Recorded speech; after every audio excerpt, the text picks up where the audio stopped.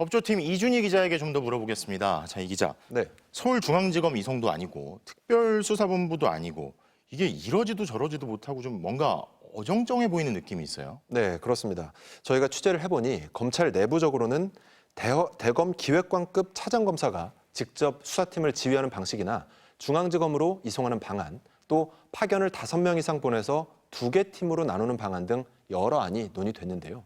결국 이도저도 아닌 현 수사팀 충원이라는 결론이 내려졌습니다. 이에 대해 한 전직 검찰 간부는 홈런을 치지 않으려는 거라고 말했는데요. 중앙지검 사건은 검찰이 명운을 걸고 수사를 하기 때문에 홈런 아니면 삼진이라는 거예요. 그런데 창원지검에 검사 몇 명 보내서 보강하면 2루타 정도로 마무리해도 된다는 거죠. 국민들에게 어느 정도 신용을 하면 특검 여론도 막을 수 있고요. 게다가 특별수사팀이라는 말도 안 썼잖아요. 대통령실 자극도 최소한으로 하겠다는 계산이 깔린 것으로 보입니다. 이게 뭐 삼진을 먹는 거 아니라 뭐 홈런을 치지 않으려는 거다? 자, 검사 11명이면 특별수사팀 규모는 된다고 하지만 사실 이게 대통령 관련 수사인데 과거에는 좀 달랐잖아요. 그 정도로 충분한가요? 네, 2016년 국정농단 사건 당시 태블릿 PC 보도 나흘 만에 검찰은 서울중앙지검에 특별수사본부를 꾸렸습니다. 임기가 1년 4개월이나 남았을 텐데요. 서울중앙지검장이 본부장을 맡았고요. 나중에는 검사만 40명에 달하는 거대 조직이 됐습니다. 물론 지금과 당시 상황을 완전히 같다고 볼 수는 없지만 대통령 육성이라는 새로운 단서가 나왔고 당사자인 명태균, 김영선 모두 혐의를 부인하고 있잖아요.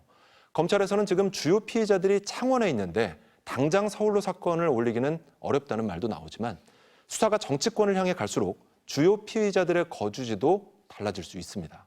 수사팀 보강이 필요할 때마다 이렇게 창원지검의 검사를 계속 늘리는 형식으로 할 수 있을지 의문입니다.